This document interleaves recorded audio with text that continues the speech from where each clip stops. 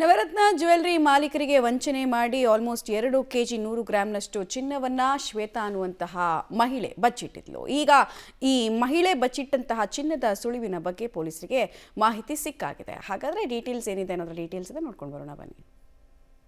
Shweta ಗೌಡಳಿಂದ KG ಗಟ್ಟಲೆ ಚಿನ್ನ ವಂಚನೆ ಕೇಸ್. 2.1 ಕೆಜಿ ಚಿನ್ನಾಭರಣದ ಮೂಲ ಕೊನೆಗೂ ಪತ್ತೆ. ಬಾಗಲಗುಂಟೆ ಟು ಜೋಧಪುರದವರೆಗೆ ಖಾಕಿ ತಲಾಶ್. ಬೆಂಗಳೂರಿನಲ್ಲಿ ಐಶ್ವರ್ಯ ಗೌಡಳ ವಂಚನೆ ಪ್ರಕರಣ ಸದ್ದು ಮಾಡೋಕು ಮೊದಲೇ ಆರೋಪಿ ಶ್ವೇತಾ ಗೌಡ ಅರೆಸ್ಟ್ ಆದ್ರೂ ಚಿನ್ನದ ಮೂಲ ಗೊತ್ತಾಗಿರ್ಲಿಲ್ಲ. ಬಾಗಲಗುಂಟೆಯಿಂದ ರಾಜಸ್ಥಾನಕ್ಕೆ ಹೋಗಿ ಹುಡುಕಾಡಿದ್ರೂ ಬಚ್ಚಿಟ್ಟಿದ್ದ ಚಿನ್ನಾಭರಣದ ಸುಳಿವು ಸಿಕ್ಕಿರಲಿಲ್ಲ. ಆ ಬಳಿಕ ಜೋಧಪುರದಲ್ಲಿ ಮೋಹನ್ ಲಾಲ್ ಬಂಧಿಸಿ ಕರೆತಂದಾಗ ಚಿನ್ನ ಯಾರ ಬಳಿಯಿದೆ ಎಂಬ ಮಾಹಿತಿ ಬಯಲಾಗಿದೆ.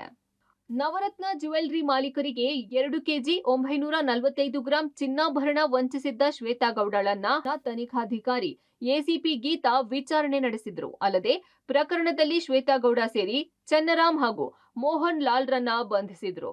ನವರತ್ನ ಜ್ಯುವೆಲ್ಲರಿ ಮಾಲೀಕ ಸಂಜಯ್ ಭಾಪ್ನ ಬಳಿ ಪಡೆದಿದ್ದ 2 ಕೆಜಿ 945 ಗ್ರಾಂ ಚಿನ್ನದಲ್ಲಿ 800 ಗ್ರಾಂ ರಿಕವರಿಯಾಗಿತ್ತು. ಉಳಿದ 2 ಕೆಜಿ 145 ಗ್ರಾಂ ಚಿನ್ನದ ಸುಳಿವೇ ಸಿಕ್ಕಿರಲಿಲ್ಲ.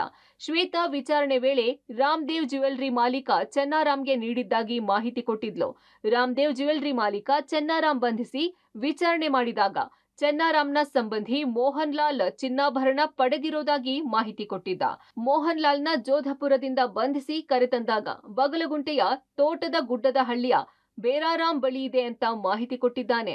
ಪೊಲೀಸರು ಬೇರಾರಾಮ್ಗಾಗಿ ಹುಡುಕಾಟ ನಡೆಸುತ್ತಿದ್ದಾರೆ. ಆದ್ರೆ ಆರೋಪಿ ಫೋನ್ ಸ್ವಿಚ್ ಆಫ್ ಮಾಡಿಕೊಂಡು ಬೆಂಗಳೂರು ಬಿಟ್ಟು ಬೇರೆ ರಾಜ್ಯಕ್ಕೆ ಎಸ್ಕೇಪ್ ಆಗಿದ್ದಾನೆ.